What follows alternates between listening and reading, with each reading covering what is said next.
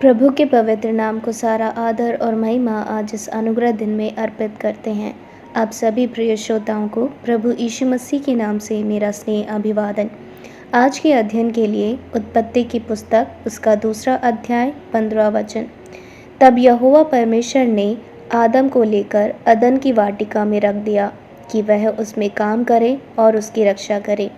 पढ़े गए वचन से परिश्रम करने वाले बने विषय लेते हुए आज का वचन मनन करने के लिए प्रभु की शरण में आए।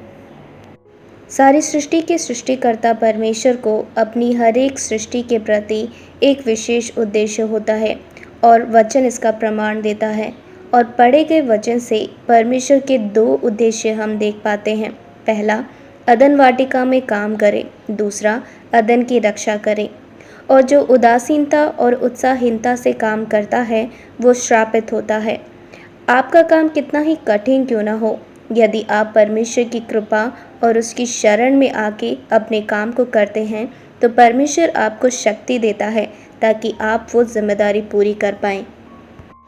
जीवन के हर पड़ाव में जब हम सफलता पाए हुए लोगों को देखते हैं तो हम आश्चर्य करते हैं और उनकी सफलताओं से जलते हैं। कुछ लोग तो ऐसा भी कहते हैं, क्या ये इतने भाग्यशाली हैं? लेकिन कितने ही परिश्रम और प्रतिकूल अवस्थाओं से गुजरकर उन्होंने उस सफलता को पाया है, ये कोई नहीं सोचता। और बिना परिश्रम के सफलता ज़्यादा दिन तक टिक नहीं पाती। लेकिन यदि सफलता जीवन में पानी है तो उसके लिए निरंतर परिश्रम करना होगा। रियल पीपल समूह करके 2 जुड़वा भाइयों के बारे में ऐसा पढ़ा था। जुड़वा होने के कारण बड़ी ही मुश्किलों का इन्हें सामना करना पड़ा और इनके जन्म लेते ही बिना कोई दया दिखाते हुए इनकी माँ इन्हें अस्पताल में ही छोड़कर चली जाती है। इन बच्चों की शारीरिक बनावट में थोड़ी परेशानी थी। उनकी लंबाई केवल 3.5 फीट की थी। आगे चलकर इन बच्चों को एक मसीही परिवार ने गोद ले लिया और उन्हें बड़े ही प्यार से उन्होंने इनका पालन पोषण किया।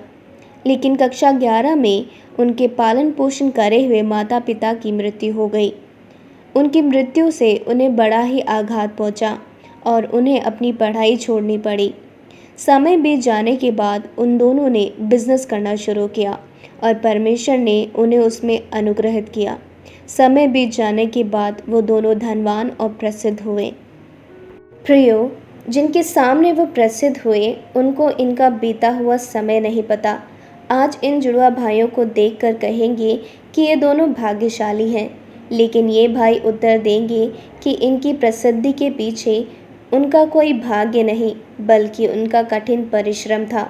जब हम कठिन परिश्रम करते हैं तब भाग्य अपने आप हमारे पीछे आता है और जो परिश्रम नहीं करता उनका कोई भाग्य नहीं होता। दूसरे एक संदर्भ में उनमें से एक भाई ने कहा, हर एक इंसान की एक सीमा होती है। हमारे शरीर की बनावट की एक सीमा है। तो हो सकता है किसी की धन की सीमा हो या फिर किसी की परिचय रखने की सीमा हो, लेकिन अपनी सीमा को जानते हुए हम यदि निरंतर परिश्रम करते हैं और परमेश्वर की कृपा में रहते हैं तो अपने जीवन में हम ज़रूर सफलता पाएंगे। करीबन 3000 वर्ष पूर्व वचन में लिखा दाऊद और गोलियत का इतिहास भी हमें यही सिखाता है। भेड़ों को चराने वाला चरवाहा दाऊद, जो एक छोटा लड़का था जिसको युद्ध के बारे में कोई ज्ञान नहीं था, उसने बड़े लंबे चौड़े गोलियत को एक पत्थर से परास्त किया। हमारे जीवनों में कौन सी बड़ी रुकावट है वो जाने। वो गोलियत नहीं होगा, लेकिन हमारे आगे का रास्ता हो, हमारे आगे की सोच हो, आत्मविश्वास की कमी हो, बोध की कमी हो, परिवार का इतिहास हो, योग्यता या फिर पढ़ाई में कमी हो। ये सब सोच के प्रियो हम भाग्य का बहाना बना के उदासीन और आलसी ना बने, लेकिन जिस स्थान में जिस अवस्था में परमेश्वर ने हमें रखा है हम उस अवस्था में कठिन परिश्रम करने वाले बने। इस लॉकडाउन, महामारी, संपत्ति की घटी में हम आलसी ना बने, इसलिए ही परमेश्वर ने हमें रखा है और इसे आप भूले नहीं। इसलिए परिश्रम करने वाले बने। आपका ये दिन अनुग्रहित हो। आमीन।